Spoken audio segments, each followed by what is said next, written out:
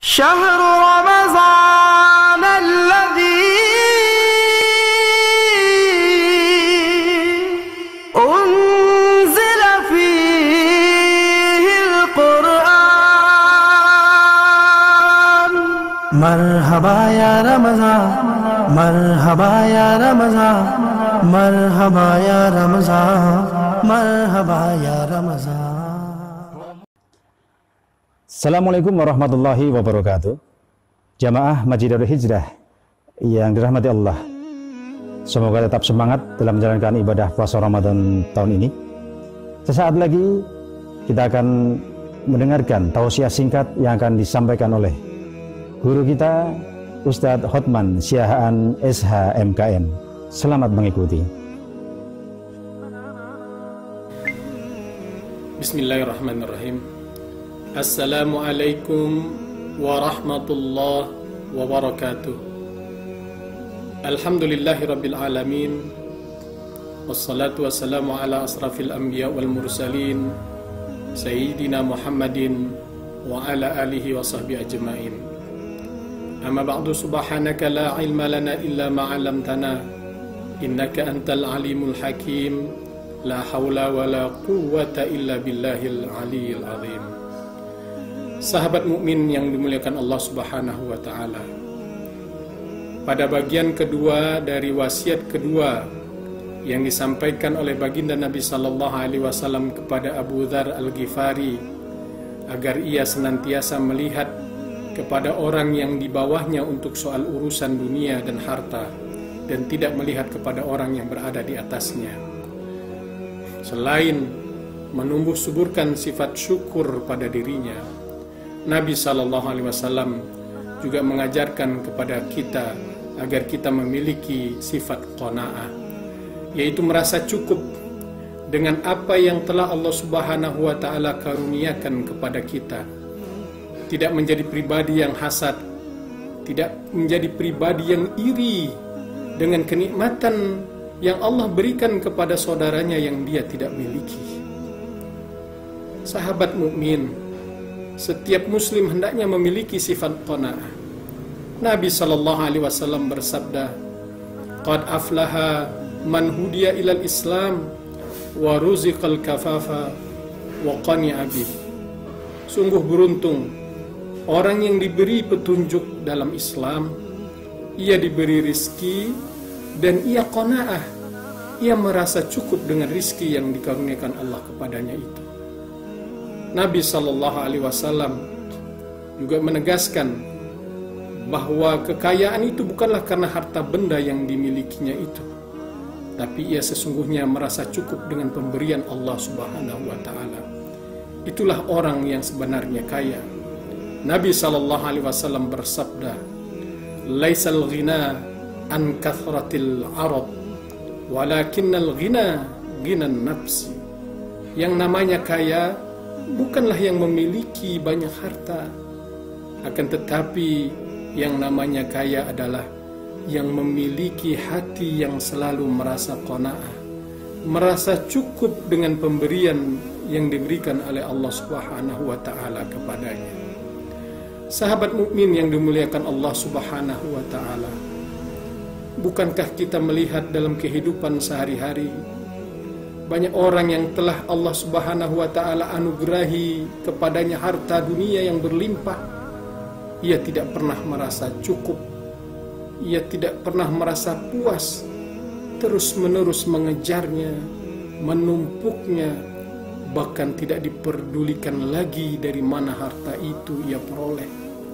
Ia menjadi pribadi yang tamak, rakus, bahkan pada sisi lain ia tidak rela jika hartanya berkurang. Ia pun menjadi orang yang kikir, bakhil, keinginannya yang ada hanyalah untuk menumpuk-numpuk harta. Wa iyadzubillah. Sahabat mukmin, apakah dengan demikian seorang muslim itu tidak boleh kaya, tidak boleh memiliki harta? Boleh. Nabi SAW menjelaskan, la ba'sa bil ghana liman ittaqa. Tidak mengapa seseorang itu kaya, namun asalkan ia bertakwa. Sahabat mukmin, bukankah orang yang namanya takwa dia akan merasa cukup dengan kekayaan yang Allah berikan kepadanya? Bukankah itu titipan? Bukankah itu adalah amanah? Dia tidak akan rakus dan terus-menerus menambah hartanya, menumpuk-numpuk dan menjadi kikir, menjadi bakhil dengan hartanya. Jika ia bertakwa, maka pasti ia akan tunaikan kewajibannya. Dia akan keluarkan apa yang harus dikeluarkan dengan berinfak, bersedekah, mengeluarkan zakat. Begitu di bulan Ramadan ini. Di samping zakat fitrah, dia pasti akan keluarkan zakat harta yang dimilikinya. Dia akan berlomba-lomba untuk selalu berbagi dengan saudaranya yang berkekurangan, berinfak, bersedekah. Dia wujudkan bakti dengan melakukan aktivitas sosial. Sahabat mukmin yang dimuliakan Allah Subhanahu wa taala. Dan yang terpenting lagi, kekayaan yang diperolehnya itu dia peroleh dengan jalan yang halal, dengan cara yang benar, yang diridhai oleh Allah Subhanahu wa taala. Sahabat mukmin yang dimuliakan Allah Subhanahu wa taala, Allah mengingatkan kepada orang-orang yang dikaruniai harta tapi ia tidak keluarkan zakatnya, dia tidak berinfak, bahkan cenderung dia bakhil, kikir, maka Allah Subhanahu wa taala berfirman, wala tahsabanna alladhina yabkhaluna bima atahumullahu min fadlihi huwa khairul lahum bal huwa syarrul lahum. Janganlah orang-orang yang bakhil dengan harta yang telah Allah amanahkan, berikan kepada mereka itu dari karunia Allah, menyangka bahwa kebakhilan itu baik bagi mereka. Sebenarnya kebakhilan itu amat buruk bagi mereka. Sayutawwaquna ma bakhilu bihi yaumal qiyamah walillahi mirathus samawati wal ard wallahu bima ta'maluna khabir. Kelak harta yang mereka simpan-simpan itu akan dikalungkan di lehernya pada hari kiamat. Wa'iyatubillah. Dan kepunyaan Allah lah sesungguhnya yang ada di langit dan bumi. Dan Allah mengetahui apa yang kamu kerjakan. Sahabat mukmin yang dimuliakan Allah Subhanahu wa taala, dalam wujud apa sesungguhnya harta itu akan dikalungkan pada orang yang menumpuk-numpuk harta, yang bakhil dengan hartanya itu di hari kiamat? Nabi SAW menjelaskan, ia dikalungkan dalam wujud ular yang besar di lehernya. Ular itu akan berkata, ana maluka, ana kanzuka. Ular itulah harta yang dahulu ditumpuk-tumpuk selama hidupnya di dunia. Kini di akhirat dia akan menjadi alat untuk menyiksanya. Dalam ayat lain, Allah Subhanahu wa ta'ala mengingatkan kita, walladzina yaknizuna adh-dhahaba wal fiddah wala yunfikunaha fi sabilillah fabashirhum bi'adzabin alim. Dan orang-orang yang menyimpan emas dan perak, dia tumpuk-tumpuk harta dan tidak dinafkahkan di jalan Allah Subhanahu wa ta'ala, maka beritakan kepada mereka dengan azab yang pedih. Yauma yuhma 'alaiha fi nari jahannam fatukwa biha jibahuhum wa junubuhum wa dhuhuruhum. Nanti pada hari kiamat, emas dan perak, harta yang disimpannya dahulu di dunia, akan dipanaskan di dalam neraka jahanam, lalu dituangkan di dahi mereka, pada lambung mereka, dan pada punggung mereka, sambil dikatakan kepada mereka, Hadza ma kanaztum li anfusikum fadhuku ma kuntum taknizun. Inilah harta bendamu yang dahulu kamu simpan untuk dirimu sendiri. Maka rasakanlah sekarang siksaan akibat dari apa yang kamu simpan dahulu. Sahabat mukmin, harta yang disimpannya, harta yang ditumpuknya, harta yang disayang-sayangnya ketika di dunia, kini di akhirat menjadi alat untuk menyiksanya. Wa iyadzu billah. Sahabat mukmin yang dimuliakan Allah, ridholah dengan ketetapan Allah. Berserah dirilah dengan keputusan Allah. Carilah rizki dengan cara yang halal, yang dibenarkan oleh agama Allah.